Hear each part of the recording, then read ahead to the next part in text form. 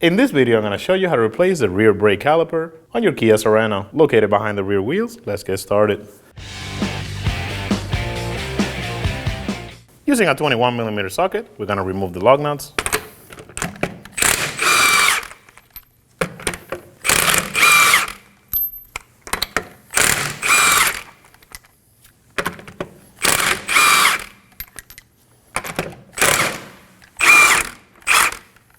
Remove the tire.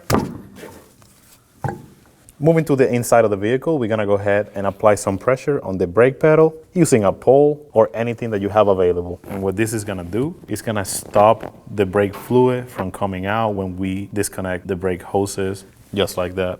Moving to the back of the caliper, using an 11mm socket, we're gonna remove this bolt. Make sure that you have an oil pan underneath to catch the fluid that's gonna come out. So go ahead and crack it open and take the bolt out.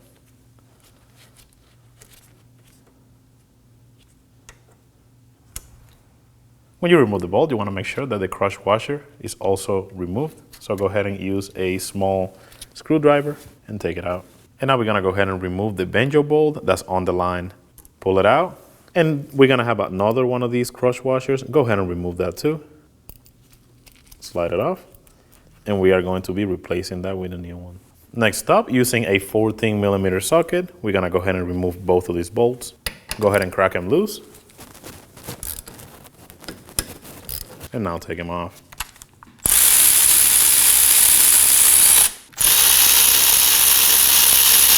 Now that you have those bolts out, go ahead and grab the caliper and slide it out. Now that we have the caliper off, we're gonna go ahead and remove the pads. And for that, we're gonna remove these springs. Simply hold on to the pads and slide them out. Now simply grab on the pads and slide them out.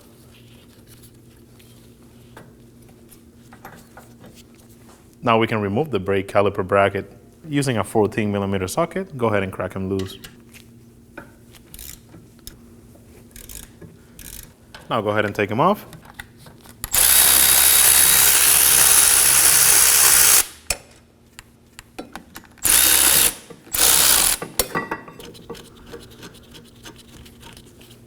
And now slide the bracket out of the way. Now we're gonna go ahead and prep the new caliper bracket. We're gonna slide each pin out. When you do this, I highly recommend you do one by one. Wipe off any grease. And we're gonna be using a little bit of brake parts cleaner to make sure that it is free of debris. Wipe it off. Now we're gonna add a little bit of silicone. Do not use that much. Just a little bit. Slide it in and make sure that it moves freely. Wipe off any excess.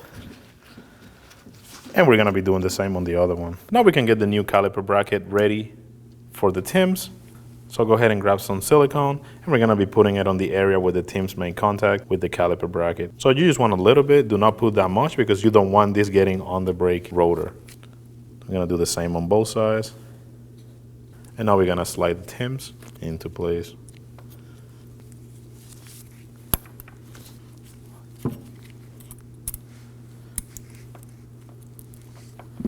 Now let's go and install this on the vehicle. Now go ahead and slide the caliper bracket in, line it up with the holes, and install the bolts. Start them by hand, and now get them snug.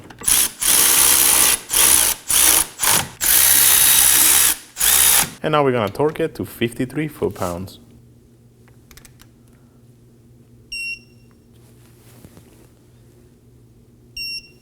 Now we can go ahead and slide the pads in place. Remember, the one with the squealer goes in the back of the rotor. So go ahead and slide it in and do the same for the front one.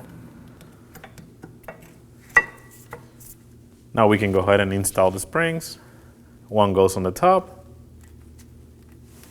And while holding on them, because it's gonna wanna spread out, install the bottom one. It should look something like this. Now that we have those in place, you want to go ahead and slide the caliper in.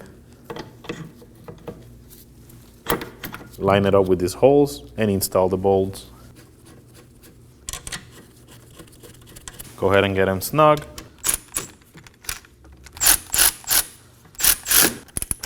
Now we're gonna torque both of those to 23 foot-pounds.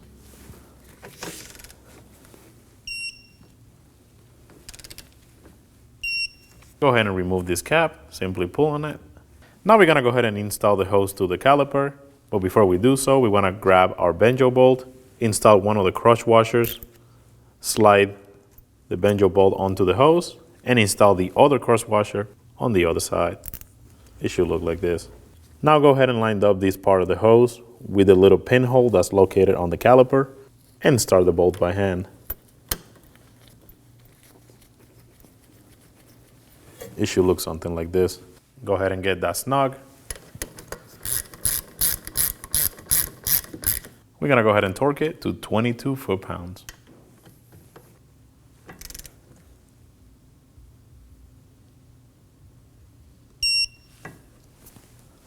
And now we're gonna remove the bar that holds the brake pedal down. After any hydraulic work, you want to make sure you gravity bleed your brakes. You wanna go ahead and open the bleeder. If you have a rubber cap, like in this case, go ahead and remove that. Simply slide it out. Using a 10mm wrench, we're gonna go ahead and crack it open. And what we wanna see is a steady stream. In our case, this looks good, so we're gonna go ahead and close the bleeder. Using some brake parts cleaner, we're gonna wipe off any excess. Go ahead and spray it. Wipe off any excess oil. Reinstall the cap. Moving under the hood, we're gonna locate the master cylinder. In this case, it's on the driver's side of the vehicle. Before we go ahead and open the master cylinder, you wanna make sure that it's clean and no debris is gonna fall inside the master. So using some brake parts cleaner, go ahead and spray some around it. And wipe off around the cap. Go ahead and open it. And we're gonna pay attention to what it says on the cap, and it's telling us that we're gonna use a DOT3 or 4. In our case, we're gonna use DOT3. And now we're gonna go ahead and top off our master cylinder. Go ahead and put the cap back on. Now will be the time to get back in the vehicle and feel the brake pedal. If the pedal feels soft or squishy, you will have to perform a full brake bleed procedure. Install the tire by lining up the holes and start the lug nuts by hand.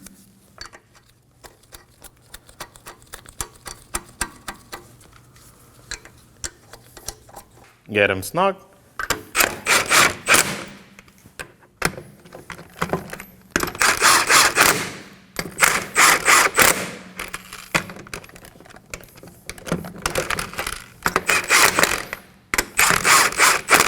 With the vehicle on the ground, we're gonna go ahead and torque our wheel to 79.6 foot-pounds. And for that, we wanna make sure we do a star pattern.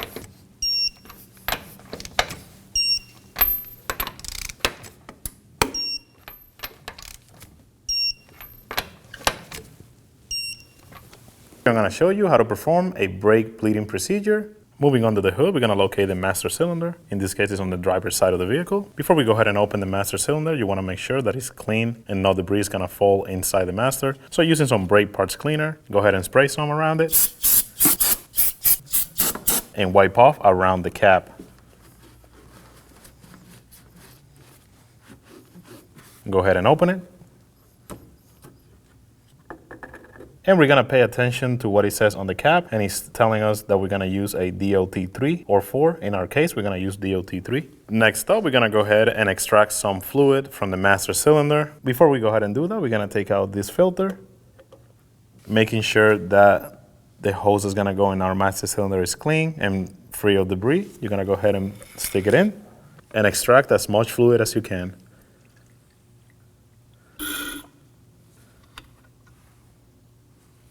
And now we're gonna go ahead and refill our master cylinder with some DOT3 brake fluid. Go ahead and get it to the max line.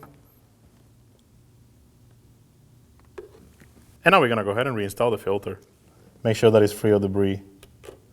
Go ahead and slide it in. Reinstall our cap. And now we're gonna go ahead and perform our brake bleeding procedure, starting with the right rear. Then we're gonna move on to the left front. Then we're gonna do the left rear, and last we're gonna do the right front. Moving to the right rear of the vehicle, we're gonna go ahead and open the bleeder using a 10mm wrench. Go ahead and crack it open. Make sure you have a drain pan to catch the oil. I'll be using a bottle. And now you're gonna have someone in the vehicle that's gonna pump the brakes. And while they're holding on the brake pedal, we're gonna go ahead and open the valve. And what we wanna see is a steady stream of fluid and no air. Close it, pump.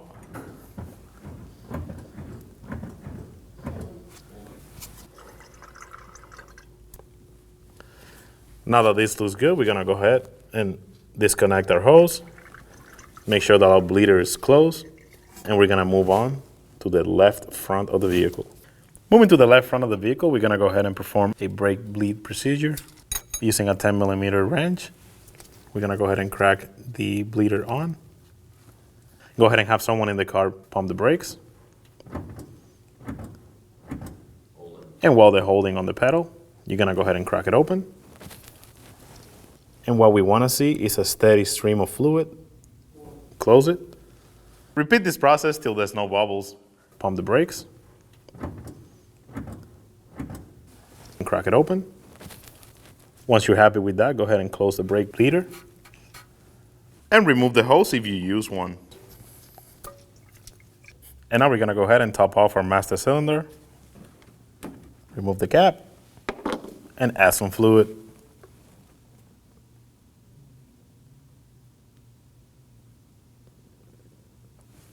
Go ahead and cap it off and move on to the next wheels. The next two are gonna be the exact same process as the first and second. And now we're gonna go ahead and top off our brake master cylinder to the max line.